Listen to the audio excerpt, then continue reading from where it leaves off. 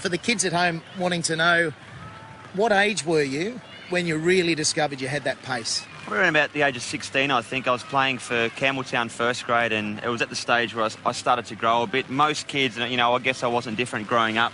I grew very, very late, you know, in my sort of early teenage years, and it was about the age of 16 the ball started to fly through, and I thought, well, getting the ball around 150 k's. So. OK, well, let's get stuck into the emails. The first one is from Sam. He's 15, New South Wales. And the question, g'day, Brett, what advice do you have on bowling a great outswinger? And I've got to say, as an opening batsman, if you get a good outswinger, it's hard to face. Over to you. Well, it is hard to face, and I guess outswinger is my stock ball. Thank you, Slats, for the umbrella work. I always try to make sure the shiny side, yes, it could be a brand new ball, but you can still swing the older ball. But always shine one side, being on the right-hand side, opposite to the way that you want to swing it. My seam position was always straight down the line there. Some bowlers do hold the ball together. I hold the ball slightly apart. Whichever works for you is the best, but you've got to make sure that you get your fingers right behind the ball and the ball has to come out straight. So you've got to stand the seam up and give it every opportunity to swing. It is your stock ball, so it's your bread and butter. Make sure you get the ball on the right line. If you're bowling too wide, the ball starts outside of stump and swings away. You're going to waste the ball. So I always used to aim middle stump, try and swing the ball away, get that perfect nick. Action's very important as well. Now, with a side-on action, or classic side-on action, we'll go down and check out the feet, the lovely shoes here, the footwork. I tend to bowl a side-on action with your foot facing towards the batsman, your back foot parallel with the crease, and your hips, and also your shoulders in one line, and coming through with that perfect action. You can also bowl front on to swing the ball away, as Malcolm Marshall did. Glenn McGrath did also. He held the ball dead straight.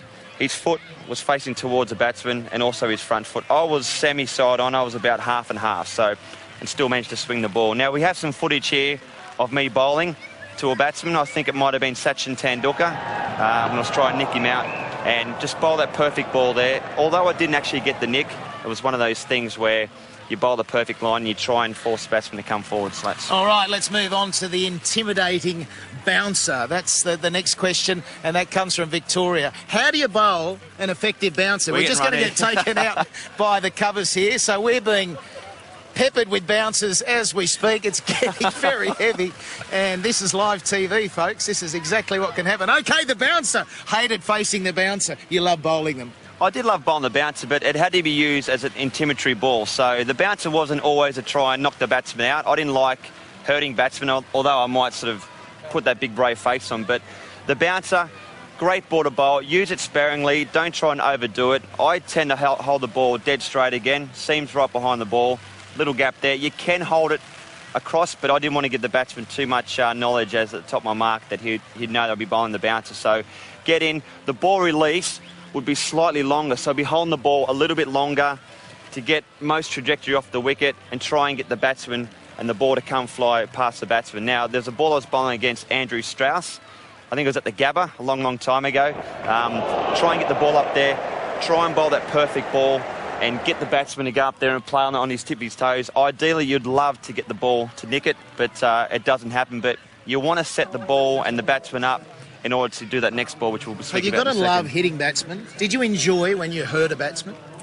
I'm a bit of a softie. No, I didn't. And as I said, you might put that big brave face on, but as long as the batsman didn't get hurt or didn't get injured, which sometimes they do, unfortunately, but, you know, they wear productive or protective clothing these days, so most batsmen are okay these days. And if you sit a batsman down, do you bowl it full the next one?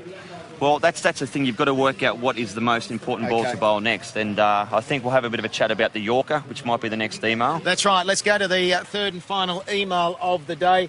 And it's from South Australia. Tim has said, I've been trying to bowl a nice ball and a full one. I'm looking for that unplayable Yorker. Can you help me?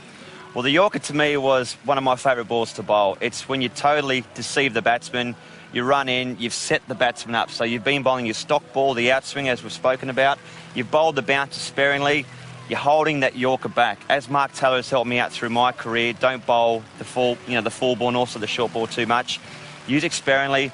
When you finally bowl it, make it count. So I would steam in, bowl that perfect Yorker, hopefully hit him on the toe, the batsman, or miss everything and knock his stumps out. There's an example here. I think I was bowling the Sarwan a few years ago as well, where I ran into bowl, set it up, bowled the perfect Yorker, swung in, hit his middle peg. As you can see, I'm pretty excited there. But I'd set the batsman up and totally deceived the batsman. And with all the short forms of the game, T20, ODIs, Yorker's crucial. Yorker's very crucial, and you've got to know where to bowl. We also these days bowl the wide line Yorker, which is a good option. But most importantly, I mean, the hardest shot I think personally to play is the one right at their toes. So get the ball up there, practice it, put 2 shoes on a good length, and just run in and actually work on it, kids. And that's the most important thing. These sort of shoes? Not these shoes, no. But also, are you looking at the spot on the pitch? I don't really look anywhere where I bowl. I know that might sound funny, but to me, it's a feel thing. It's the whole visualisation. And when you bowl your bouncer, when you bowl your Yorker, there's an example here. I was bowling to Jar Callis about setting a batsman up. So I've come in to bowl to Jar Callis at the MCG where I run in, I bowl a bouncer. I think it might have hit him on the side of the helmet. It's a goodie, that. Next ball, I could have gone in and bowled the short ball again, but I thought I'd bowl the Yorker, rip his pegs out, and that is, to me, is a perfect dismissal and a great way to get a batsman out. It makes a difference if you can bowl upwards of 145, though, doesn't it? And all these deliveries at pace. And I think that was the intriguing thing with you. Your Test cricket was outstanding. You're one of 4 to take over 300 wickets, but your one-day international accuracy, often the faster you bowl, the faster they can disappear to the boundary, but that didn't seem to be the case. So accuracy was a big thing for you. Yeah, look, I worked very hard in the nets, and I'd worked for hours and hours on, as I said, putting 2 shoes on a good crease line length and try and knock those shoes with no batsman and try different things. Try bowling short balls nets, try bowling the ball out swinger. Shane Bond, a great bowler and has a fantastic one-day record. His stock ball was the in-swinger. So find out, kids, what works best for you, whether it's the out-swinger or the in-swinger, but definitely have a stock ball. OK, 3 things for the kids to take away from this. I think practice, most importantly, and as Heal said with all those P's, perfect practice is perfect, or is the best way to go about it. Have fun. It has to be enjoyable. It has to be a lot of fun. And most importantly, and strive. Try new things in the nets. Try, as I said, different balls, different ways to try and get a batsman out. But fast bowling's fun. It's hard work. But once you get it right, and as you see, when you bowl that perfect in-swinger, his stumps fly. It's the best feeling. And tough work in India, isn't it, where you don't get the bounce and the pace out of the pitch. And you don't see this green wicket, no.